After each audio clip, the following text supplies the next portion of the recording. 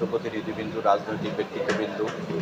এবং সরকারি কর্মকর্তাবৃন্দু, পাশাপাশি বিভিন্ন স্কুলের প্রধান শিক্ষক, সমাজকর্মী ও বিভিন্ন ব্যক্তিবর্গ আজকে যে আমাদের মতবিনিময় সভায় উপস্থিত হয়ে আপনাদের যে মতামত দিয়েছেন, সেই মতামত আমরা আমলে নিয়ে ইনশাল্লাহ আমাদের নিজেদের পেশায় প্রতিফলিত করার জন্য অবশ্যই চেষ্টা করব। পাশাপাশি অন্যকেও ধাবিত করব এই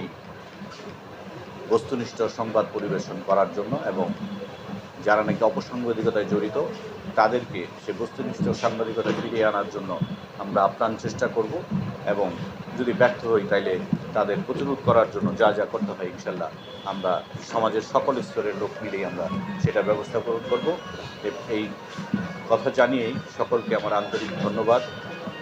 শ্রদ্ধা নিবেদন এবং শুভেচ্ছা জানিয়ে আজকের